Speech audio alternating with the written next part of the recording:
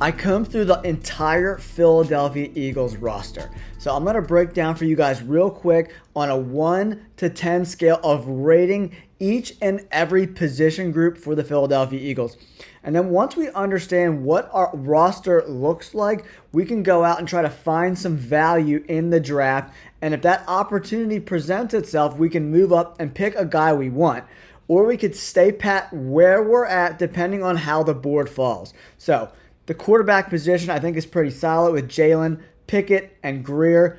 I give it an 8 out of 10. The wide receiver group, I give a 9. With A.J. Brown, Devontae Smith, and Devontae Parker, it's a pretty solid group. Kellen Moore runs a lot of 11 personnel. That means 3 wide receivers. So the Eagles are going to need a very solid number 3 receiver. Can Parker be that guy? I'm not sure. But the Eagles probably aren't going to look at wide receiver early in the draft. Maybe a little later in the draft, try to find some value. Running back, I give it a 7. Only because Saquon Barkley has been hurt previously, and there's not a solid number 2 running back on the roster. This could be another position in the 5th and 6th round the Eagles look to address. And then we move on to tight end. I give it a 7. Dallas Goedert has been good, but not great. He's regressed pretty significantly over the last 3 years. So in 2021, he was a 90 PFF grade. 2022, 78.2, and last year went all the way down to 71. He is 29 years old, so he's not super old, but he's starting to regress considerably. So maybe in the later parts of the draft, maybe a tight end that has good hands could be a good spot. Then left tackle, 9. Mailata was 3rd ranked out of 81 possible tackles last year. Lane Johnson is a 9 as well, 13 out of 81. And then center, Cam Jurgens is going to be his first full year at the center position now that Jason Kelce has retired. I give him a 7 as well. He still has a little bit to prove. And right guard is a very big position of need for the Eagles. Currently, the way the roster is constructed, I give it a 2. So that's a position we need to fill, maybe in the 2nd round, maybe in the 4th round, because the Eagles do not have a 3rd round pick currently. And then left guard, Landon Dickerson, very, very talented guy. I give him an 8 out of 10. He's ranked 17 out of 79 in the guard position. Then we move on to the defense. Cornerback, I give it a 6. Bradbury was trash last year. Look at this rating, 100 out of 127 possible cornerbacks. Terrible. Even Slay, 55 out of 127. He's 33 years old too. But the Eagles have like 11 cornerbacks currently on the roster. I mean, can one of these guys step up and be a starter for the Eagles long term? I have no idea. Depending on the value, and if there's a guy like Quinyon Mitchell that's still available in that 12 to 15 range, maybe the Birds move up and take him. There's not a ton of difference making corners, but there's a lot of guys I like Kool-Aid McKinstry and Terry and Arnold, the corners from Alabama. There's some really good corners. So we'll have to see how the board falls, and maybe we'll trade up to get a corner. And then at safety, we have C.J. Gardner-Johnson and Reed Blankenship. Blankenship was pretty good last year, ranked 19 out of 95. C.J. Gardner-Johnson, he's got a big name in Philly, but if you look at his PFF grades, they're not very good. He hasn't been over a 70 in like 4 seasons. So he's a slightly above average safety. He brings some grit to the defense that I like, but he's not necessarily the best safety in the world. So I give the safety position a 7, maybe even a 6.5. Then we move on to linebackers. This is, if there was negative ratings, I would give it a negative. The way their roster is made up right now, the linebacker position is an abomination. But Nakobe Dean, even though he's undersized and he's been hurt a lot in his time with the Eagles, he had pretty good PFF grades in the short time that he played last year. 80 against run defense and an 83 pass rush grade. So when he's on the field, he is a very productive linebacker. But because of his size, is that why he's getting hurt so much? We don't know. We'll see how Vic Fangio uses him. But until he could stay healthy and play 15 games for the Eagles, 13 games for the Eagles, it's a 1 for me. That is a huge position of need for the Birds. And then interior defensive linemen, we've spent so many high picks on interior defensive linemen between Jalen Carter and Jordan Davis. You know, they looked pretty good last year. Jalen Carter was amazing, ranked 6 out of 130 interior defensive linemen. Jordan Davis, 30 out of 130. Milton Williams, 32 out of 130. So I'm not addressing this position early in the draft at all. I give that a 7.5 to an 8 rating. These guys are pretty good. And then edge defender. Bryce Huff is now a Philadelphia Eagle, ranked 24 out of 112. Actually, BG, Brandon Graham, had an incredible year last year. Very productive when he was on the field, ranked 15th out of 112 edge defenders. Very, very impressive. Better than Josh Sweat and Reddick. Sweat was 56 and Reddick was 43. I give this a 7.5. It looks like Reddick is probably going to get traded. So depending on whether or not the Eagles trade him, they could potentially package him in a trade and get maybe a 3rd round pick, a late 2nd round pick for a guy like Reddick. All right, everybody, let's get into this 2024 Eagles mock draft with trades.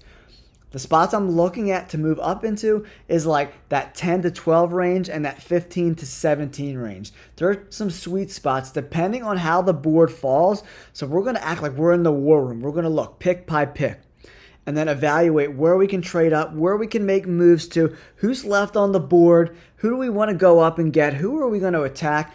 I think attacking a great offensive lineman or a stud corner like Quinyon Mitchell could be a place where we move up.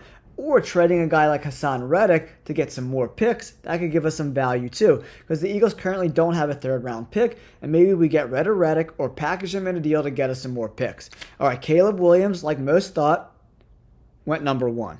All right, let's resume this draft and see where the board falls, guys. All right, Washington's on the clock. They went Drake May. The Patriots are on the board now. They go Marvin Harrison Jr. This is great for us. Yes, Neighbors went to the Arizona Cardinals. Now Joe Alt just went to the Chargers. All right, the board's falling pretty good for us right now. Let's continue the board, see where it falls, and then once we get around, I don't think Chicago or maybe the Jets trade down a little bit or the Vikings trade up, but I don't know. We want to see the Vikings and the Broncos both take quarterbacks, but we'll see what happens. All right, the Giants are on the clock now. They went Jaden Daniels. That's great for us. Alt's going to go. Oh, they took Adunzie. So Alt went number 5. Jaden Daniels number 6. Rome Adunzie went number 7 to the Titans. That kind of surprised me. I thought they were going to go offensive line there. Now the Falcons are up. We don't want the Falcons to take Quinyon Mitchell. We want Quinyon Mitchell to fall out of the top 10. Because if he gets in that 11-12 range, then the Vikings and the Broncos take quarterbacks, then maybe 13 is a place we can jump up. Make a trade and get in that top 13. Let's see what happens. Go edge defender. They went Dallas Turner, edge defender. Nice. Oh, they went here. That's great. The Bears just went interior defensive line, another position the Eagles don't really want right now. The Jets, Vikings, and Broncos are now on the board. I think there's a great spot for us to move up. Fashanu, the tackle from Penn State, is still available. Fuaga is still available. He's a really good offensive lineman too. But Quinyon Mitchell, Terrion Arnold, some of these top corners are still available right now. Let's see what's going on with the Jets. Take Bowers. Take Bowers. Oh, they took Quinyon Mitchell. No. Quarterback. Take a quarterback. Take a quarterback. Oh, they took Fuaga. Okay. Wow, that surprised me that the Broncos took Fuaga. Okay, so we're at 13 right now. Could the Raiders go quarterback as well? That's a very big possibility. There's a lot of good players left on the board. A lot of good. J.C. Latham on the board still, the big tackle from Alabama. I love him. So let's see where this goes. Come on, let's see. The Raiders, let's take a quarterback, baby. Because if the Colts get on the clock with some of our players up, trading with the Colts seems like a good spot for me. All right, everybody. The Seattle Seahawks need a lot of help everywhere. So this is a great spot for us to move up. This is the draft calculator on the board right now. So pick 16 is worth, I like to think about it in dollars, is worth $1,000. The 22 pick is worth $780. So we got to make up the difference. $220 per se to move up. So I think that's going to be pretty easy to do. And I think we might be able to package this and maybe add a pick like 81 or maybe a second rounder next year. They don't have a ton of draft capital. So maybe, I hope they don't pick Fuaga. I'm going to just roll the dice here because I think we might be able to get more draft capital this year because I think there's a lot of value in the second round. So do not take Fashanu. Do not take Fashanu. Don't take him. Don't take him. They took Brock Bowers. Awesome. So that's great. So the Jacksonville Jaguars need some edge help. All right, now that we have Hassan Reddick on the trade block, we're going to swap picks 17 and 22.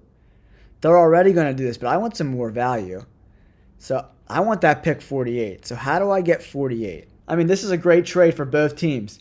So we're going to swap 17 and 22. We're going to swap 48 and 53. We're going to pick up 96. And then we're going to give up one of our compensatory picks in the 7th round. So that seems great to me. And Hassan Reddick is getting the boot. We're forcing that trade. Now we're on the board, everybody. We are on the board at 17, the Philadelphia Eagles. And with Jeff Statland, the offensive line whisperer, probably the best offensive line coach in the last 30 years by a landslide, I'm going Fashanu to be the eventual replacement of Lane Johnson, who's going to be 34 this year. Dude's a beast, man. 6'6", 319. Fashanu is not only incredibly talented, but will also be one of the youngest prospects in the 2024 class. This was a no-brainer for us, guys. So Fashanu is going to go to the Philadelphia Eagles, and while he's waiting in the wings to take over right tackle from Lane Johnson, plug him in at right guard next year, man. And he'll probably be one of the top 10 right guards in the entire NFL.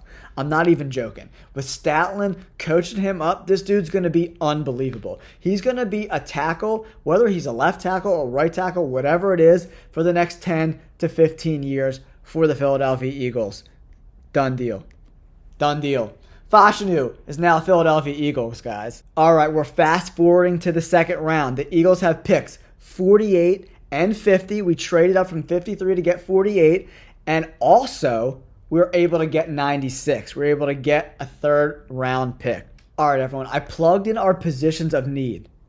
Interior offensive line, cornerback, linebacker. These are the players that are going to pop up right now. We're kind of narrowing the scope of our big board, right? So I'm looking at these linebackers and tackles. We already took our big offensive linemen, so we don't really need to look there. The guy I'm looking at is probably the first or second best linebacker in this entire draft class, and that's Edgerrin Cooper from Texas A&M. The dude's an absolute monster. Absolute tackling machine. 86 pass rush grade, 87 run defense grade.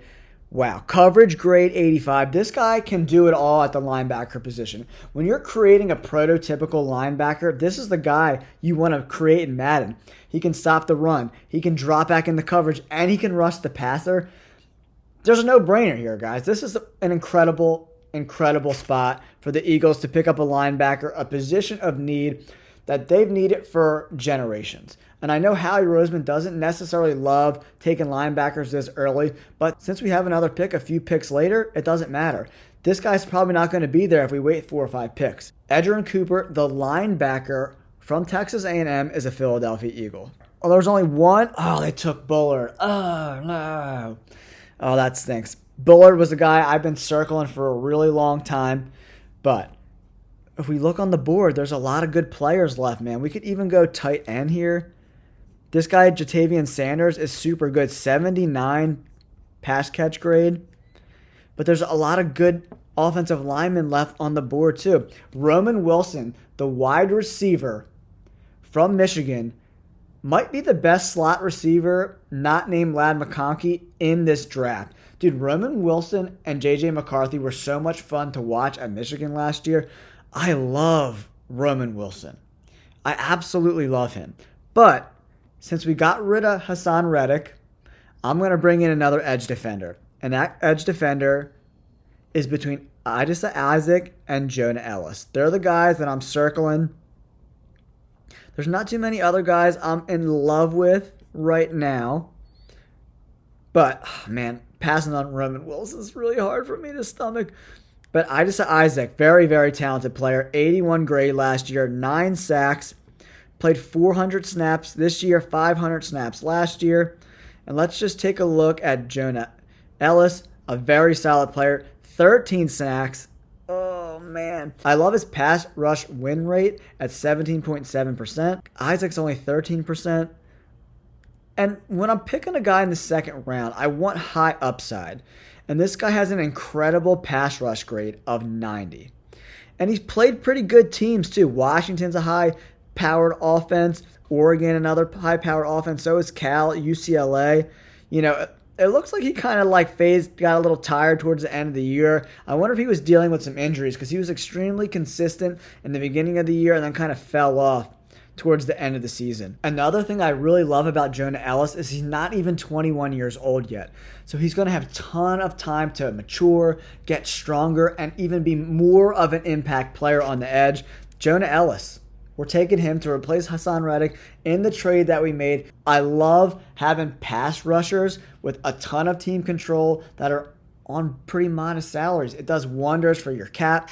I like Jonah Ellis to become a Philadelphia Eagle at this pick. Since we made that trade with the Jaguars, the Eagles get a third-round pick. They did not have a third-round pick going into this draft, and because of the depth of this draft, especially with offensive linemen, we might be able to steal a really good player in this third round. So we're going to scan some of our positions of need. I think the third round is a perfect spot to address the cornerback position. And when you're looking at cornerbacks, I played cornerback in high school, and you got to find guys who can cover man-to-man. You can teach guys to understand zone and zone concepts and where you're supposed to be on the field in these zone looks. But you can't teach people to play man-to-man. You either have that athleticism or you do not. You either have the ability to turn your hips and follow receivers and kind of have that make-up speed, or you don't. And that's why I love DJ James from Auburn. An 84.7 man-to-man grade. Most of your cornerbacks are not going to be exceptionally good against the run. Almost an 89 coverage grade. Zone coverage grade is excellent too. So not only is he at the top of the class in man coverage, but he's right there at zone too. You know what I mean? And he forced 15 incompletions, 14 coverage stops, all in the top 15. This guy is a stud. And to 6'1", 164, the dude's skinny. He needs to put on some size. And in this draft class, a lot of these guys are super thin. So they're going to have to kind of man up a little bit, put on a little bit of size, but he has the athleticism to cover guys in the NFL. And that's why I'm going to take a flyer on DJ James. And if he doesn't put on the size and can't work outside with these big physical wide receivers in the NFL, he can move into the slot and cover these slot guys. So I think DJ James is a great flyer in the third round. He's got the skill set. He's incredible at man-to-man, and I like those attributes when I'm drafting a cornerback. The Eagles are up in the fourth round, pick 20. There's two guys I love in this spot. Cooper Beebe, the guard from Kansas State, is so good. If I'm Howie Roseman, I'm figuring out how I can get up and draft Cooper Beebe. But right now, I want Audric Estime, the halfback from Notre Dame. This dude is ridiculous. Why is he still available in the fourth round? I don't really know. 209 carries this year, 1,341 yards, and 6.4 yards per carry. Playing a lot of tough teams, man. A lot of tough teams. He's got great size, 5'11", 227. The dude's a beast. He's a great red zone running back. Why we have Saquon Barkley. With Estime and Saquon Barkley, remember, Barkley's only on a 3-year deal, you know what I mean? And the guaranteed money's pretty much only for 2 years. So after 2 years, they could probably cut him and they'll get a cap hit, but it won't be too serious. I think the value here is just too much. He's great for short down yardage, you know what I mean? He can even get in there and help Jalen Hurts with that tush push, man. Oh, it's so tough because this guy's so incredibly talented, but I love Cooper Beebe too. Oh, God. But he's not going to be there. I got to take him. Audric Estime. He's coming to the Birds, man. And he's going to be running the rock with Saquon Barkley. It's a great compliment so we don't have to crush him and give him so many carries, especially a guy who's been a little injury prone over his career. I love that pick there. The Eagles are up in round 5, pick number 26.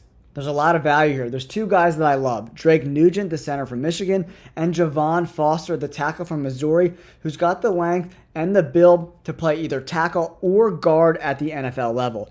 But when you look at these guys, man, Javon Foster is just such a talent. 86 run block grade, 80 pass block grade, 91 zone grade, and look at the consistency. He's played over 890 snaps for 3 consecutive years. And that's so hard to do as an offensive lineman, man. You can't teach that. You can't teach. Drake Nugent's really good too, but his grades are all in the 70s. This guy is an elite talent. To be there in the 5th round, he played top-tier competition. Ohio State, Florida, Tennessee, Georgia, LSU. He's played all the big dogs consistently for years. This Javon Foster, whether he plays tackle or guard at the next level, we're really going to restock that cabinet for Jeff Statland to form the next generation of offensive linemen for the Philadelphia Eagles. I love this pick. Yo, I'm so geeked about this draft because we're absolutely crushing it, man. The Eagles are up again in the 5th round, pick number 36. I want to go wide receiver here. I want to find some talent, some overlooked guys, maybe some guys that have had some injuries and have been a little bit overlooked in this draft process. And to me, that's DeCorian Clark. This dude is an absolute stud. And a lot of people like Mel Kiper have said, like, if he didn't get hurt in 2023, this guy is a day 2 pick. He's a top 10, top 15 wide receiver in a super stacked wide receiver draft class. This guy is a stud, man. Over 80 grades his first 2 years. Very, very, very talented. Over 14 yards per reception. Over 700 yards his first 2 seasons. And if you look, 6'3", 215. The guy's got great size. He's got really good speed. And I think it's just worth taking a flyer on him. The guy's got a lot of skills, man. And I think he could be a number 2 wide receiver on a lot of NFL teams, guys. So we're going to DeCorian Clark, number 171 overall, round 5, pick 36. The Eagles' last pick in this draft is round 6, pick number 34. It's essentially a 7th round pick, a compensatory pick. And now you want to just find some value. The best player available, probably. I know the Eagles have a ton in the cupboard at cornerback, but when I'm looking through all these guys and trying to find value at positions of need, and I still think cornerback is one of the weakest spots on the roster, especially when you look at the team in the next 5 years. Are any of these guys going to be starting for the Eagles in 5 years? Slay and Bradbury 100% will not be. I like Josh Wallace, the cornerback from the Michigan Wolverines. 6 foot 190, decent size. Has a little more to him than a lot of these cornerbacks in this draft. Josh Wallace, look at all these snaps. Over 600 snaps, 3 years in a row. And the consistency, man. He only has 1 game below 60. Pretty consistent for a guy being there in pretty much 7th round.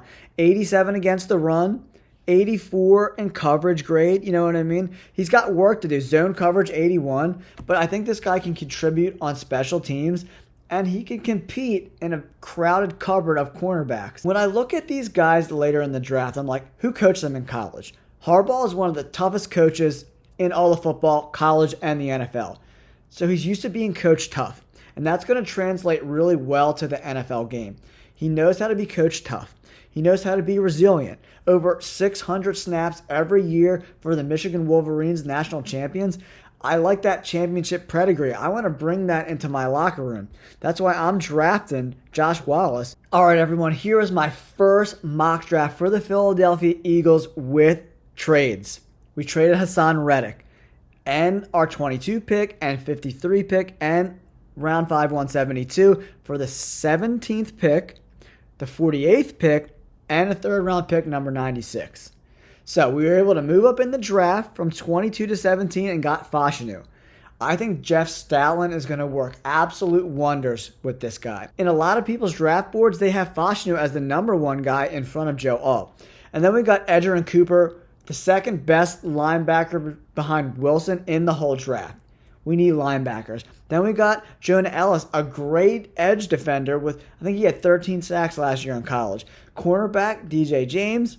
Aldrick Estimate, the halfback, one of the best running backs in this draft. round 4, pick 120. And then we just added depth to positions of need, tackle, wide receiver, corner. If you look at this draft haul, we drafted good players, and we made our weakest points of our team a little bit stronger. And who knows, maybe even a lot stronger, because I think these guys can be coached up and be very effective players. I think Fashanu can start. I think Cooper can start. Jonah Ellis will be in that rotation. DJ James is a guy that he could potentially slide into the slot and start, or maybe earn playing time as the season goes along. And DeCorian Clark could definitely work his way into that number 3 wide receiver role ahead of Devontae Parker. Because Parker has all the skills in the world, but he's never really had a breakout season. And in Kellen Moore's offense, we really need a strong number 3 receiver. So between A.J. Brown, Devontae Smith, and DeCorian Clark, mix all those guys all around the basket, super solid wide receiving core. And Josh Wallace at the end of the 6th round, Michigan guy, incredible pick at number 7. Let me know in the comments below. Do you like this draft more than some of the other drafts I've done? Because I think Reddick wants too much money, especially if you look like his PFF grade. He was ranked 43 out of 112 edge defenders last year. I mean, he's not even in the top 25 or top 20 or top 15. And he wants that kind of money. But the production's just not there. Maybe in Vic Fangio's defense, he'll be a little more effective. But to pay him $25-30 million a year, I just don't think it's worth it. Trade him, move up, get your offensive lineman who's going to replace Lane Johnson. He can learn from Lane Johnson, get coached up by Jeff Statland, and Fashanu is going to be opposite Mulata for the next decade. I love it. Let me know in the comments below. Don't forget to like and subscribe. Thanks for tuning in. Peace.